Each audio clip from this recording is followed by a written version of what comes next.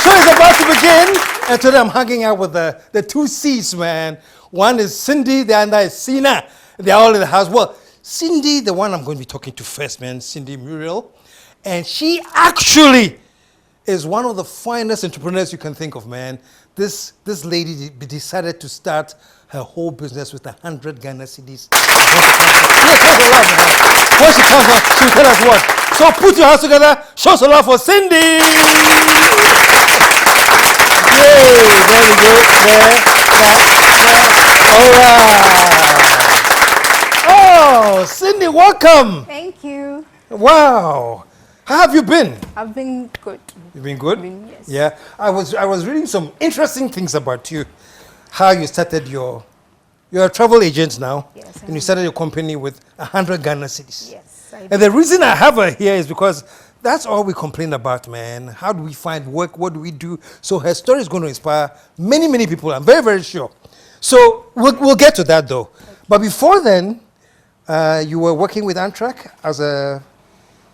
I was working with Amtrak as a flight operations officer. Flight operations officer. So I wanted to be a cabin crew, and I applied for the job, but then immediately I was picked. They said the company has closed down, so I couldn't. Oh, yes. Wait a minute. So you wanted to be a flight attendant? A flight attendant. Okay, so you applied with Amtrak? Yes, I applied with Amtrak. We did the interviews and everything, the training, and then we were supposed to go to Spain for training, but then the company closed down. Yes. Wow. So I couldn't. And what did that do to you? Were you like shocked, sad, or you I was disappointed. I actually, that was why I went to do my passport. That was the reason why I did my passport. So I knew that I was going to Spain, and I was so happy. Wow. To go and train as a flight attendant. Yes, I had planned, and I had dreams of doing that job, but then it all came crashing down. And they told us that we should stay home for 3 months, and the company would come back. But then I stayed home 6 months. For 1 year, it's still, doesn't look like it was coming back. And my dad was like comparing, like most of my friends at that time were almost done with university, and I was stuck at home doing nothing. Were you hopeful that they will call you back? I was hopeful, because most of the times when I talk to my colleagues who were also working there, they will tell you, oh, there's progress. They called, and then the management is saying this and that, but then later on, you realized? Yes. So at what point did you realize, Charlie, this thing is not happening? When my dad kept talking, like he will come home and then he will tell you, oh, I saw this your friend, and then she's almost done with uni, and I was like, no, I have to do something. So I went back to Ghana Civil Aviation School, where I started. When I went there, they said they were doing the course, the cabin crew course that year. So I said, okay, I'll apply. I applied, and that one too, they have to screen you to see if you are fit. We did medicals and all that. Immediately we finished doing that, and then that one, they said the course can't run because the lecturers they are bringing from abroad can't come that year. So that also, I paid my medical fee. That was very expensive. And then that was also, I even paid my fees also. Wow. Yes, I paid my fees. So you lost it? I lost it. So that's when I decided to channel it into another course. And then I opted for the International Travel and Tourism course. Yes. Wow. Yes. So the first setback was when you wanted to be a flight attendant? Yes. And the second setback was? When I applied to study it again, and then it didn't work out. It didn't work out? Yes. And so you decided to channel it into? International, yes, travel and tourism. It wasn't easy with that one too. You have to learn so much, like it's broad. Geographical locations and all that, airport city codes. It was like, and then the months, it was like, I would say roughly 4 months. And then you have to write tests and all that. The exams too, you have to write a local exams, and then you have to write an international exams, a license exams. So if you pass your local and then you don't pass your international like, you don't get a license. So I did that. When I finished, I got an opportunity to work with a travel agency, but then it was very small, and they were not really getting customers like they were rather doing water bill payments, mobile money payments, and then they supported it with the tickets booking, but a lot of people don't usually come there. So when I was there, I felt like I wasn't learning much. Okay. Yeah, I wasn't doing much. So at then what point did you decide, let me be on my own? So I was there. One time I just decided, I saw there were like a spring of entrepreneurs coming. Like I could see that people had opened their own businesses and they were doing well. So I just decided that let me also try and do something on my own. So I started, I had 100 CDs from my salary. I took it and then I bought airtime, a lot of airtime. Airtime for phones? Credits, yes. Yeah. And then I bundled it, and then I would go on the internet and search for destination pictures and all that. And I opened an Instagram page purposely for travel business, like my travel business, because I had a lot of followers on my Instagram, my personal. So I told them, oh, I have a new page, a travel page, and most of my friends also knew that I had studied that course. So some of them followed the page, come and contact me and all that. So my first client was Leah Brown. And I would just message you randomly. I don't really care. There are some celebrities. I'll just send messages to, oh, if you want to travel, please contact me. And then she was traveling for a UN meeting. That was Leah Brown, Miss Malaika winner 2016. And then she called me and said she wants me to book her ticket for her. So that was through your Instagram? Yes, please. I didn't know her, so it was the Instagram. And then we met and then I booked the ticket for her. So when I posted her as my client, most of the people like who follow her also came to follow me, and then she also recommended other people to me. So that was how it was. Like when I book for someone, the person also refers me to, recommends me to other people, and they kept going on like that. Wow. Yes. So you decided to go into the travel business. I quit my job. You quit the job? I quit my job. You took 100 CDs? Yes. You bought airtime? I bought airtime and I did small business cards, and then I gave it to some respectable people in my church. I'll give it to them and say, oh, those that I know they travel a lot. I told them that this is what I do. So in case they are traveling, they can contact me. Yes. But what arrangements had you made already, or you're waiting to get your first client before you book something for them? Do you have an office? How prepared were you? I didn't have an office, but then I just started with my phone. I started with I would work with my phone. That was it. So, but now I have a space at home that I work from. Yes. I'm just fascinated, how you decided to. So your core business started with your Instagram following. Yes. Just pasted pictures there. Yes, with Instagram. So where did you get that? What sparked that idea that you want to set yourself a travel agency?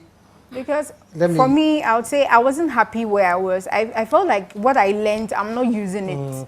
I was just at somewhere, and then I wasn't really getting the exposure that I needed. So I decided to channel that energy to doing my own thing.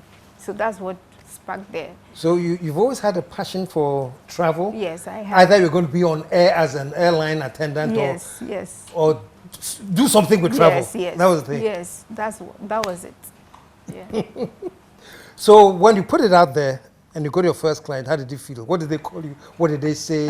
What was... People were like wondering, like I could actually do this. And then she's not the only Miss Malaika queen I've booked for. I've booked for other queens, and I've booked for other people, other popular people that also refer me to other people. So a lot of people, through the pictures, I always post my clients' pictures to draw attention to my page, so that someone can know that, oh, this girl has worked with this person, so I can trust her in booking my ticket. To me, that's a fascinating use of social media. Yes. And then when I started to, I would customize a top. If you book with me, I customize a top with your name, as in like I'll write a travel bag and with your name under, and then my company name at the back.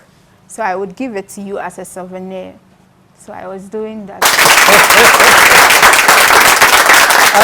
I'm fascinated, because the same old Instagram that you can just play with and people can just throw Yeah. things out there. Yes. You have turned it into an actual vehicle for your business. Yes. And it's working. Yes, and then I have also started local tours. We organized our first tour to Aqua Safari Ada. We actually collaborated with an NGO, Girls with Purpose. We wanted to do a charity donation, but then we also did it in a way that they wanted to do it. So they came to me. As in, so we co-partner, I will handle the travel aspect. It will be like an excursion, but with entrepreneurs on board. And each of them will share their story, like what they do, advertise their business, so that we all get to know each other. So if I want to buy something from you, I would come to you because you are my fellow entrepreneur. We did something like that. So we did a trip to Ada, and recently I organized a trip to Central Region. We went to Kakum National Park. We went to Cape Coast Castle. We toured. And how do you get all the people? All through Instagram? Yes, Instagram. All through Instagram. Wow. Yes. So, and then now we are organizing a trip to Kumasi, Ashanti region for 2 days. Yes, on the 19th to 20th April. So who is invited? Anybody? Or they have to have a business, or they have to be entrepreneurs? No, anybody can come. We are just going to socialize and have fun for the Easter break. So it's a cool 250 Ghana cedis. Cool. Yes. Accommodation, everything is included. Really? Yes. Wow. Wow. So how long have you wanted to get into travel? For so long. Because I'll say ever since I was, most of the time when I see that my friends are traveling, I wish I was the one traveling. Yes, I'll see people going and then coming. I wish that I was the one. So I had that passion for it. So what's the name of your company? C Ticket Travel Consult. C Tickets. Oh, C Ticket. Travel Consult. Travel Consult. Yes. Wow. So there are many people watching you now. I'm very, very sure. Yes. So anybody who has any travel ideas, they can contact you? Yes, they can contact me. Anybody who wants to partner with me, anybody who wants me to organize trips for maybe their workplace, anybody, any students who want to go on trips, they can all contact me, and then I can customize a tour for them. Yes.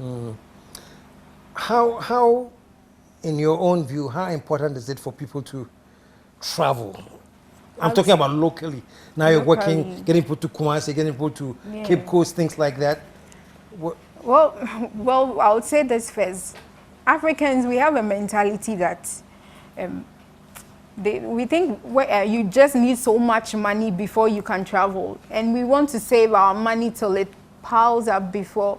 But then this is a time that you have to travel to go and experience how living in other places is, how people, I mean, the tourist sites in other places. We have people in Ghana here who live in certain regions and they've not even been to the tourist sites there. So you have to travel and then go and have a feel. Recently, I went to Kenya and then Rwanda. And when I went there, what I have actually planned to do is that I will be visiting popular destinations in the world if I have the time. Then I would compile all the list of tourist sites, like what they charge and everything, so that in case I have someone who wants to go there, I can tell them, oh, this is what you have to do. These are the places you can visit. And then I will post pictures of the places I visit so that they can get interested to go there. Yes. So that's what. But for me, what is really, really remarkable is this is somebody who suffered two very major setbacks. And at the end of it all, you took 100 Ghana cedis, your Instagram page, and you have turned it into business. Put your hands together. Fantastic. It is fantastic. So can you say that you've gotten to a place where you're pretty comfortable? The money and everything is... I'm okay, but I can do better. You can do better. Yes. So I'm going to work harder and then make sure my business is big. Yes. C Ticket or C Travel? C Ticket Travel. C Ticket Travel. Instagram pages at C Ticket Travel, at C Ticket _ Travel Consult. Okay. And then my personal page is CYCY _ Travels. Okay. Yes. Okay. And you're watching it on your screen right now, and you can go and check the Instagram and basically get in touch with her. And if you want to do any travel plans, she's available. I'm available. available. Okay. Before we end, are you married or single or? I'm not married. You're not married? Okay. I'm just asking because are very, very important people here who always want me to ask that question. I don't know why. You're single? Yeah, I'm single. And free? I'm free.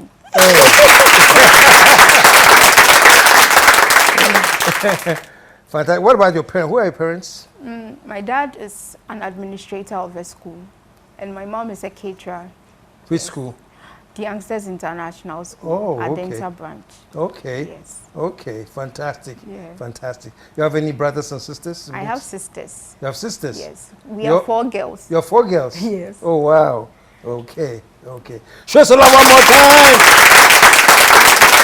And Cyndy, congratulations, man. You know, it's an inspiring story.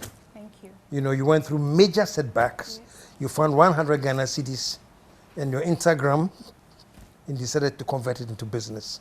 And bless you, man. Thank you. It's an inspiration to many. Thank you. All right? So the best is yet to come. Stick around, folks.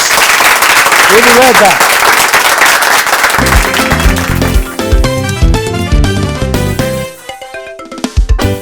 The KSM Show.